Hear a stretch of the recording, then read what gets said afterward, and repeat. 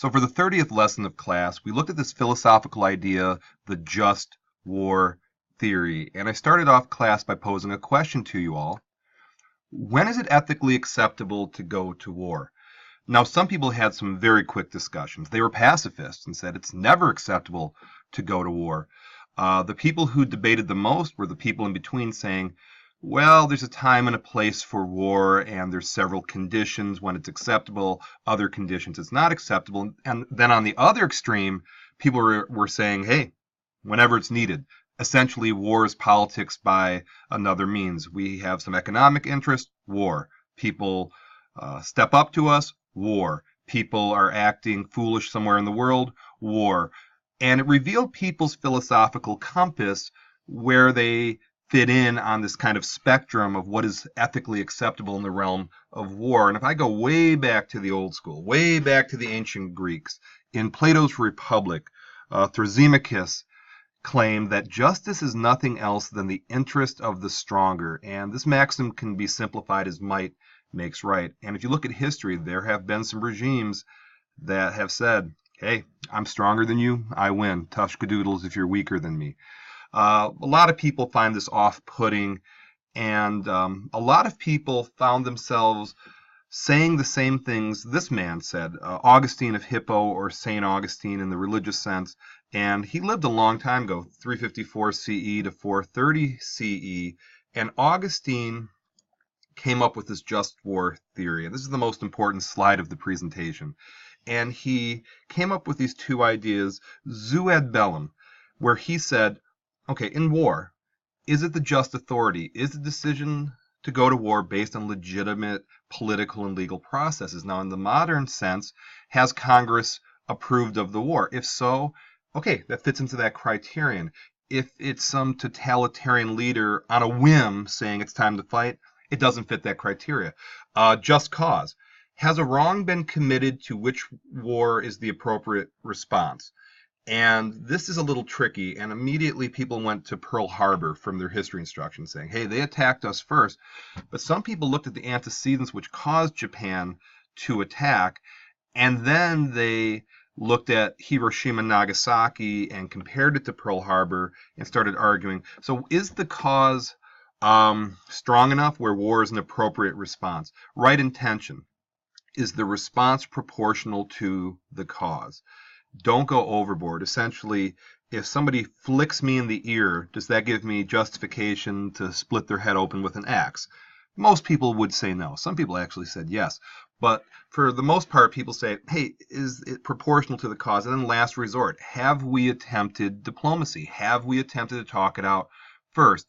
And then jus and bello, proportionality, measuring the force used against which is required, trying to discriminate between combatants and non-combatants, trying to not kill civilians, which I think the vast majority of people would say is an ethical idea, to let the combatants be combatants and leave the non-combatants alone. And then responsibility. A country is not responsible for unexpected side effects as long as the action must carry the intention to produce a good side effect, the bad effects were not intended, and the good of the war must outweigh the damage done by it.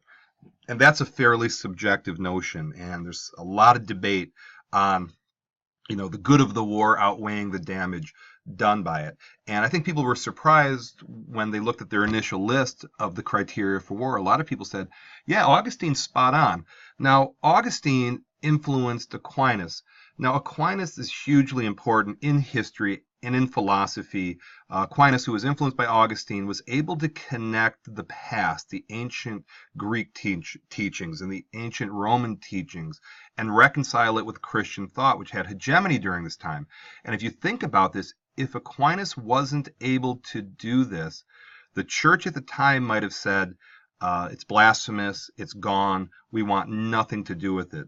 And we would have lost a tremendous legacy of those who came before us. So Aquinas is huge in our story, and he actually took the ideas of Augustine and perpetuated them, into the future. And these ideas are still with us, and we can thank Aquinas for that. So thank you, Aquinas. So now let's apply this to America's major wars, and I put my source at the bottom. And I threw some stats at people, and I reminded people of their history instruction. Everybody in this class has taken world history and U.S. history, so they have a good background. Now, here's the Revolutionary War, and you can see the statistics in terms of the cost, in terms of the casualties, in terms of, the ratio.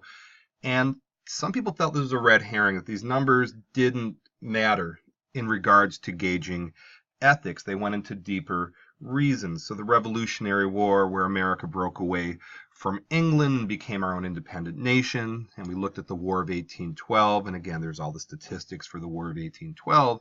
If you want to pause the PowerPoint and look at it, England attacked us for a second time, and America repelled them for a second time, really solidifying America as a nation.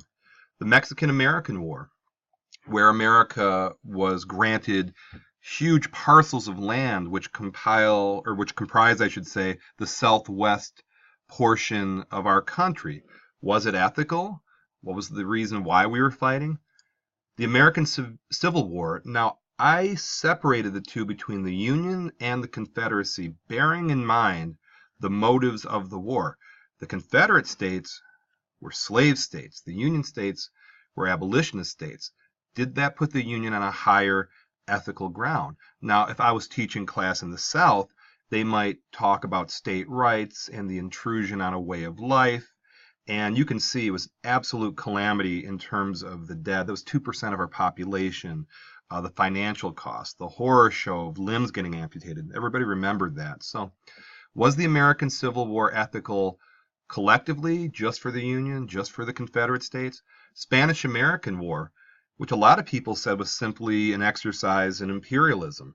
Was it ethical? Was it not? And when it was all said and done, an aging, breaking down Spanish Empire, America picked up Guam, Puerto Rico, Cuba, and the Philippines.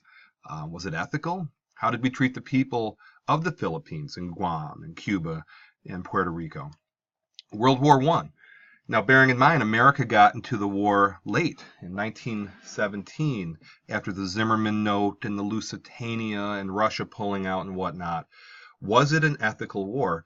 Now, in terms of the financial cost, holy smokes, but was it ethical? Was Wilson ethical to get us involved or not? World War II. Was this an ethical war? Now, a lot of people separated the Pacific theater from the European theater, and people said, well, in the European theater, we were fighting Nazis. We were liberating death camps and work camps, compared to the Pacific theater, where we were not the aggressor, a lot of people said. And was World War II ethical? And do we, again, similar to the Civil War, do we separate the Pacific theater and the European theater? The Korean War. Now, called the Forgotten War, enormous financial cost. Tremendous amount of people killed for what? And similar to Vietnam, to stop the domino theory, to stop communism. Were these ethical wars in the first place? Considering both wars killed over 100,000 American lives. For what? What did we get out of it? Was there an outcome? What was the cause of it? This sort of thing. The Gulf War, which I was surprised most people didn't know anything about. Now, these were my high school years, so I remember vividly when this was going on. Was it just for economic reasons? And if so, is that such a bad thing? Saddam Hussein was a pretty rotten leader to the Iraqi people. Does that give us some sort of ethical ground where it was okay to fight? And then the war on terror, the war in Afghanistan that began in 2001, which is kind of ambiguous to what's going on and what has gone on and the purpose and mixed messages. President Bush was on a ship saying, mission accomplished, war is over. That was a long time ago. Yet there's still obvious conflict in the Middle East. So what I'm going to ask you to do, or what I asked you to do, is rank each conflict just in regards to ethics, okay? Using Augustine's criteria. So 1 would be very, very unethical. There was really no grounds to fight, with 10 being highly ethical, with the numbers in between. And to wrap up, for our journal entry, what I want you to do is, after all the discussion, I want to turn it in-house, and I want you to submit your criteria of what constitutes a just war. Now, do you agree with Augustine? Do you agree more with a might makes right? Are you a pacifist? And then I want you to look at the 11 American conflicts, and I want you to give me your ranking and a rationale and a justification why you chose that. Which of our conflicts were ethical, which were not? So I know there was a lot of history in today's class, but I'm going to make an argument you really can't separate philosophy and history because the decisions made in history were predicated on philosophy, and hopefully today's class flushed that out. So thank you for watching.